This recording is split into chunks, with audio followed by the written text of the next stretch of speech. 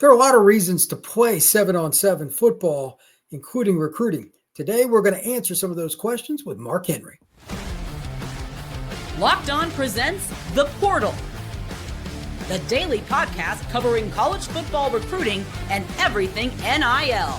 Part of the Locked On Podcast Network. Your team every day. Welcome back into The Portal. I am your host, Brian Smith, longtime college football recruiting analyst and writer. Thank you for making The Portal your first listen each and every day. And today's show is a fun one. I love 7-on-7 because I get to see kids from all different age groups and finalize their opportunity to go on to college and, if nothing else, just have a lot of fun. And to help people understand why it is so important in the recruiting evaluation process, my guy Marc Henry, Fort Worth, Texas, is in the building again. Mr. Henry, how you doing, sir? Man, not too bad, B. Appreciate you having me, man. Let's talk about it. What you got for me today? Well, this is going to be the easiest one we do all year, brother. This is right up your alley. It's opinion, and it's why is 7-on-7 important. Those are two things I know you have. Okay. So first question, explain to somebody, and you can do it however you want, but why is 7-on-7 important for guys like yourself? I mean, you work at Rivals and Prep Red Zone, et cetera. Why is it important from an evaluation tool? Well, it gets you able to see what they do in space for the skill guys. For DBs, it lets you see their footwork up close and personal. A lot of times, during the season, we don't get to see it intricately as far as the back pedal, how fluid it is, because things are happening so fast. And, when you're talking high school guys, it happens pretty quick on a 7-on-7 field as well. But you get a chance to see it. For receivers, the route running is intricate in the evaluation part as well. For DBs, I've talked about this before, the communication aspect, how they communicate within a coverage scheme. If it's cover two, are they passing guys off in the middle? I love to see true linebackers in coverage. Sometimes in 7-on-7, you get safeties and DBs down, in 7-on that kind of play down in the nickel slots, covering nickel slots and running backs out of the backfield. I love to see the linebackers get dirty with it because that gives them another chance to show their wear and tear and their skill set. Because now you look at football today, even in the NFL ranks, it's a spread offense or spread concepts when it comes to the passing game. Those guys have to be able to cover. The days of the 2-down, 3-down linebacker, taking on the fullback is not as prevalent as we've seen it, 20, 30 years ago. So, seeing those guys to be able to do that, the quarterbacks, they have to get a 4-second clock speeded up in their head to get that football out. And I think that makes them, trained if they're doing it, more reps and more reps they're doing it. It allows them to get that, clock going in their head early, because if you don't get it off in 4 seconds, you're not going to do it. Now, tournament to tournament, the rules are different. You have some tournaments that rush the passer. They get one rush, but some don't. So I think you get a little bit of both. What I'm looking for is just those intangibles, those traits.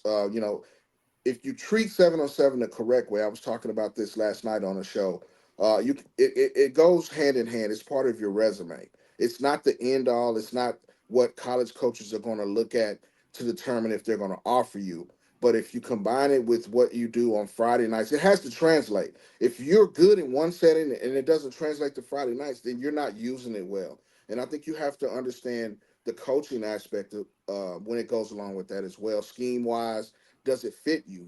A guy that's 5'8" and 160, and has a really good route running ability in the slot. That's going to be one of the first things you see on 7-on-7 if they don't get hands on these guys. Whereas, if he's in a running offense, in a slot T offense during the regular season, you may not get those many targets that you get in 7-on-7. So they kind of work hand in hand.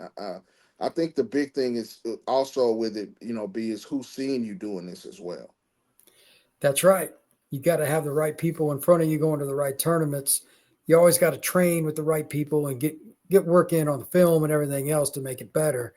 To that point, who are a few of the guys that you've been impressed with? You go around DR7.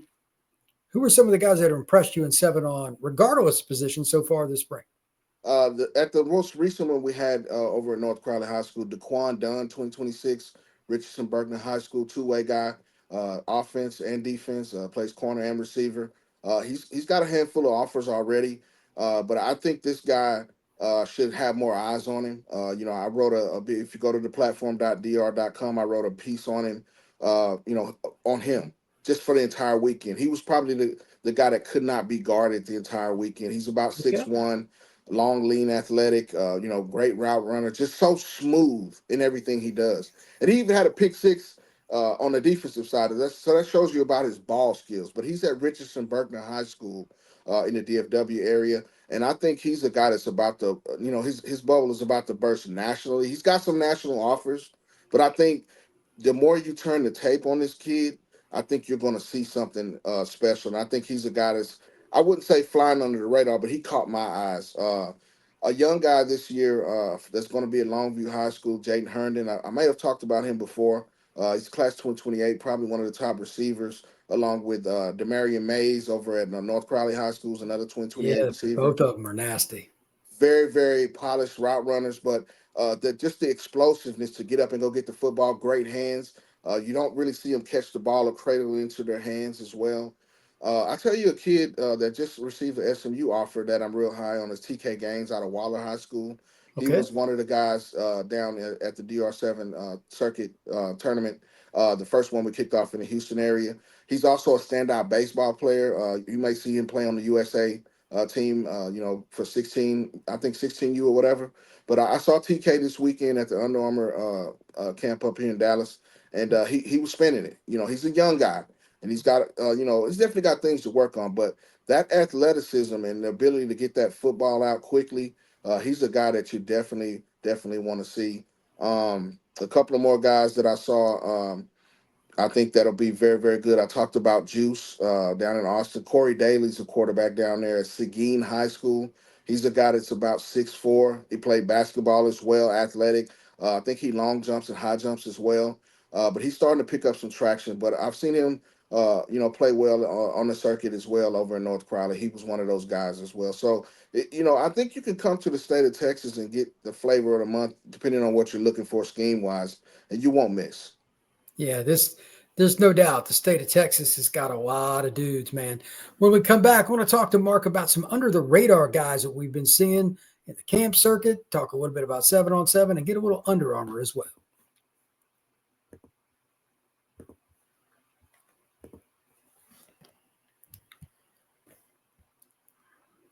This is a message from sponsor Intuit TurboTax. Taxes have been dealing with piles of paperwork and frustrating forms, and then waiting, wondering, and worrying if you are going to get any money back.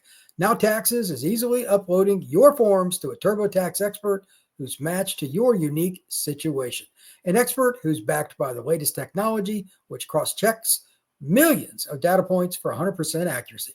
While they work on your taxes, you get real-time updates on their progress, and you get the most money back, guaranteed.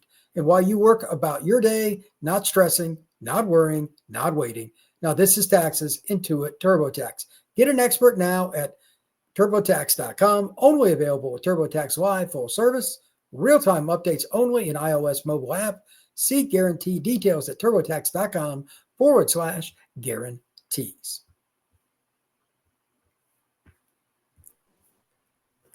There are a lot of young players, and you just mentioned a couple of them, Mark. Longview, one of my favorite programs, state of Texas, got another receiver. They always got somebody at that school. There's always somebody kind of on the rise. But one of the things that you got me started with was looking at some of the 14, 15U kids to build relationships. So maybe throw out something like that, a team, a player, but anybody else, just young guys that are kind of on that cusp that are coming up, somebody might need to know. It's up to you on what part of the state of Texas, maybe a Louisiana guy, whatever you got, brother. I like Michael Rhodes coming out of the Houston area, Klein Oak High School. Saw plenty of time as a running back down there, class 28. He's probably one of the top players in that class in the state. A guy that's, he's well built right now. He's shifty in space. I saw some highlights and clips of him playing with Rare Houston down on 7-on-7 this weekend at the Shock Doctor tournament. So I know he can go. And he's already got offers from schools around the country. He's probably going to be one of the top guys in the country in the 2028 class that you'll see. I talked about Demarion Mays already from North Crowley High School. Got a chance to see him up close and personal at Under Armour this weekend. He's going to be a guy. You know when you see these guys at a young age, you can kind of see some of these traits early. And he's one of those guys that's going to turn it on. Those are two guys in the 2028 class that I'm very, very high on. And I talked about Jackson Shad, off the air before we came home at Pflugerville Weiss High School. He plays for Juice 707. He started as a freshman, already has SMU's very, very high on this guy. He's been up to the hilltop a couple of times already. He's one of those young guys at the quarterback position that you're going to start to see as well. And I'll throw a name out to you also, B, that I thought was impressive. Carter Ziegelman. He's going to be at Capel High School this year. He's already about 6'4". He's a guy that's I think, going to start to blow up here in the DFW area this year. He'll get a chance to be the man. Capel High School lost to eventual state champion North Crowley this year. They are a very, very up and coming team that can make a run. I think Ziegelman, before he's done, is going to be one of those guys that you'll see kind of start to bubble nationally. And I'll give you a 2027 guy that I think is about to make a big turn. And Denton Guy High School is famous for those guys. His name is Zephyr Cry. He looks good as well at Under Armour. But I've been knowing Zephyr since he was over at FBU, probably in the 7th, 8th grade. And he's ready to take that turn. And that 2027 class at Guy High School is going to be one of the best in the state before they get out of there. You know about Zane Rowe, of course. He got an invite this weekend from Under Armour. And Kyron Haywood's another guy in the trenches over there that's special. So that Denton Guy class is going to be, I was on another show last night, and I kind of told those guys the same thing. I think before it's said and done, they'll challenge for a state championship. Now, I'm not saying they're going to win state, but they'll be challenging for it. And I think Cry is going to lead them to the next level with it. He was behind Kevin Sperry, the Florida State commit this year. When Kevin Sperry came back and moved back from Oklahoma, took the reins from Jackson Arnold. Well, I think Cry has a bigger upside than both of those guys. Oh, wow. So for those who don't know, I mean, Jackson Arnold was the Elite 11 winner and 5-star and all that. So this kid must be really legit. Okay. Well, it's not like Denton Guyer doesn't have the facilities. I know that. I've toured that place. Absolutely. That place is gross. Yeah. Yeah. It's no knock on those guys. Of course, I saw Jackson Arnold take over for Eli Stowers in the state championship game as a freshman. And where he went from there to where he is now, that's what I'm saying. Zephyr has the chance to do that in a shorter period of time because he's only a junior. He's a rising junior now. But he's about 6'4", going on 6'5". He can spin it. He's athletic. You're going to see this guy. He's already got a couple of offers like Colorado State, and some other schools around the country. This guy's about to bubble. He just needs the chance. I think through the spring, he looked good this weekend at Under Armour through the spring. Once the college coaches are able to come back out, and when he gets the first 4 games, you'll know about this guy. That's awesome. Mark, one of your favorite things, as I hinted at a few minutes ago, is like finding these 14, 15 U kids, start to build relationships. It's good for you. It's good for the kids, good for the parents. Anything in particular you could give advice to somebody watching this? If you're a coach, if you're a parent, what do you tell kids and what do they have to do overall to kind of start to get their name out there? Well, self-marketing. It's you have the advantage to do that with Twitter. Twitter is one of those things that's easy access for college coaches. It's where it's not, you're not going to see Lane Kiffin. You're not going to see, Sark on Twitter looking at a guy. It's the GAs, So if the first thing you do is, if you're looking at a school, is know if you fit that school. You know what I mean? Right now, I wouldn't tell a guy unless he's just, immaculately blessed. I wouldn't tell him to go camp at Texas right now, unless they invite you. Now, if they invite you, that's two different things. You have to be invited, else you're there just to get a T-shirt and be, take a few pictures of the stadium. So you have to strategically pick where you want to go. You know what I'm saying? So here's the difference right here. You go to the exposure camps, the under the radars, the prep red zones. You go to camps like that to get exposure. You go to Texas, the SMUs, the TCU camps, the Florida States to get an offer. That's the difference where you separate going to camps. Pick the right camps. If you're a guy that's 5'9" and you're 200 pounds and you're a fullback, that may not be the school you want to go to. There's nothing wrong with going to the East Centrals. Look at Harding University in Arkansas. They won a D2 championship a couple years ago. That's So right. it's nothing wrong with going to those schools. If you here in Texas, you got to look at the Lone Star Conference with Angelo State, West Texas A&M. You got all of those teams right there that play high level Division II football. You can go there and be a guy. With the transfer portal, this is something you cover every day. It's a thing where you can level and market yourself up and start there.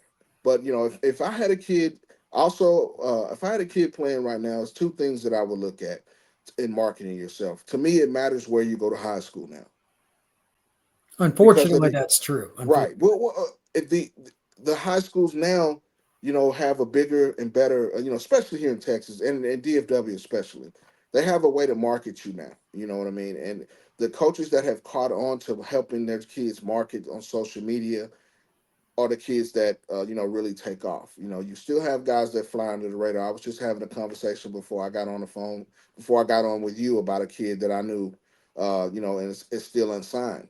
But it's the way you have to market yourself. You have to present yourself.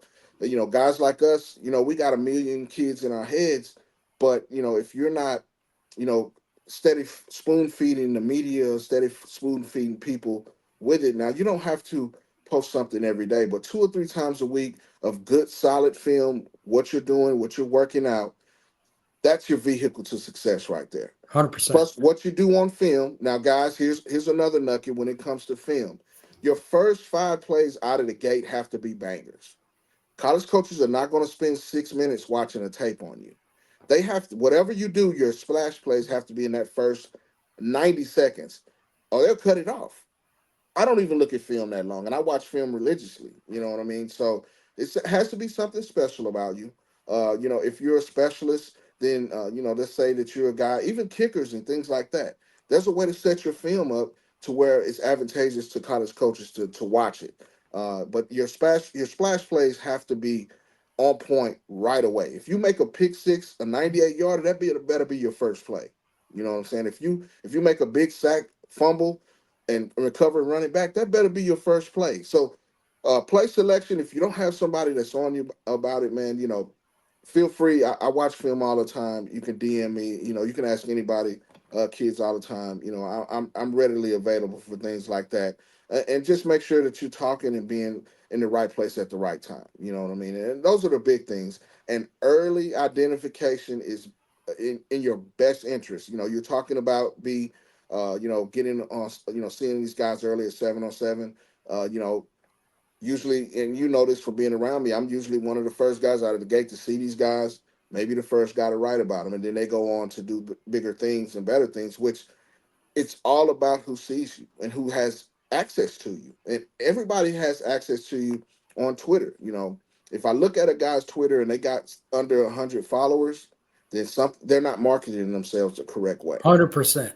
So those are the type of things, nuggets I share, weekly on the On Your Mark shows. We try to talk about these things to make you recruitable, have your access to be recruitable, and steer you in the right direction. So it's one of those things now, versus 10 years ago. You have every avenue that you can, with exposure, and it's one of those things that you just have to know that if you don't know it, then find someone that knows it. Absolutely. Last thing here, and I'll get you out. Under Armour Dallas never disappoints. Anything as far as recruiting, anything surprising, somebody dominate, anything you want to talk about with UA Dallas? I thought that Peyton Houston was the best quarterback, and I'm happy that he won it. Out of Shreveport, Louisiana, Evangel Christian High School, he had 817 yards passing in one game this year. Georgia is offered. You can look at the schools around the country are starting to pick up on this guy. I had a chance to meet him when he was in 7th grade at a Baylor camp, and you've seen him when he was playing in 7-on-7 with us around on the 7-on-7 circuit. He just has that it factor. He's polished. He's got the maturity of a guy that's a lot older. And I was so happy to see him win it. I thought that he was the best quarterback there, just mechanically. He was in rhythm. I didn't see him make a bad throw. And I was happy to see him win it. I thought that he was the best quarterback there for sure. And there was some guys there. You know what I mean? Oh yeah. Nelson Peterson was there. You had DeAndre Williams from Anna was there. Legend Howell from DeSoto was there as well, quarterback wise. And I talked about a couple of young guys as well. I thought that he was the best guy, and I'm happy for him that he got that. He's in the 2027 class, and Malik Zeigler also from Louisiana. They're in the same city, Benton, so the Benton uh, area. Yeah. yeah. I mean, it depends on who you talk to, where they are. I don't get in Both of debates them are about that. good. Both of them are elite, and they were two of the elite guys there. Booby Feaster was as advertised. He's even put Oh on yeah, some yeah, weight. You be impressed of his physical stature. You know what I'm saying? Of course, we know polished receiver, great hands, did all of those things well. But I hadn't seen him since early in the season, and I think he's put on a little weight. Just looks so fluid, and he's ready. He's ready to take that next step. Zion Robinson from Mansfield High School over in Mansfield was a guy that got an invite as well. Long athletic receiver, an elite track athlete as well. And Cooper Winton was impressive. The DB. If not that name sounds surprised. familiar to you, that is his son. That's Jason Witten's son. He won an invite as well as a DB. He looks great. I'm talking about physically. When he steps off the bus, he's going to be a guy. He did well in coverage, which I think that's what guys wanted to see. Outside of the pads, because he's a guy, and you're gonna start to see him ramp up as well up the recruiting ranks this fall and going into his. I think he's a 2026. No, he's 2027. I'm sorry. He's on Rising Junior. He looked good. He looked the part. I was very, very impressed. I'd seen tape on him, but seeing him in person was one of those things that I think you need to see. But I mean, when you talk about the state of Texas, and that's the reason I assume without talking to guys at Under Armour, that's the reason they come to Dallas. You know what I'm saying? It's a melting pot, and then you got some kids from Arkansas, you got some kids from Louisiana, you got some kids from Oklahoma. You know what I'm saying? And all over the state of Texas that come to this particular event. Now they'll come back. I think they'll circle around to Houston later on in the year. But when you come to the Big D with that type of talent, I mean, you get the best of the best. Yeah, even Kenny Darby was there, the LSU receiver commit, another guy. I mean, like, Yeah, no disappointment there. impressive. Airline High School, yes, he was impressive. He got an MVP in the receiver at the receiver slot. Yeah, he was impressive. Great wingspan and large hands, and then he's well put together. I was impressed. It was my first time seeing him in person. Yeah, I heard he was the real deal. I mean, LSU went after him hard. Absolutely. What's that tell you, Mark? Do they had any receivers at LSU in the last few years? I mean, depends on who you're talking to. Their receiver, you. So I mean, They got to be in the they conversation, got to brother. be in the conversation. And the good thing about LSU, and this, is they always have a knack of keeping their guys home. That state is hard to poach people, Yeah, brother. it's It hard. is hard. It is If you real get a hard. guy They're out of loyal. Louisiana, you're doing something well. LSU does not miss very often. Mark, tell everybody where they can find your work, brother. Man, look, be anytime, man. You can find me on Twitter at MarkHen44 or on the Mark Sports, Top Texas Prospects as well as the platform DR on Twitter. You can follow me on Instagram, at MarkHen, MARC_HEN44. You can also check out on the Mark Sports as well.com. That's the website that I've been running as well. The platform.dr.com for features. We're heading to the H this weekend, so you'll start to see some of that coming There we up. go. It's about to go down. We'll be in the Woodlands this weekend, and then I think we'll be in Florida in a couple of weeks. We'll also go to Oklahoma. So follow DR Sports, Dedication to Respect Sports, DR7 as well for the tournament schedule. I mean, if you're a dude, we're gonna find you. That's right, man. That's right. You can find the platform wherever you get your pods, Apple, Spotify. If you're on YouTube, just type in LO the Portal. That's LO the Portal. Like, subscribe, share, and make sure you come back and see us again tomorrow. This has been the Portal.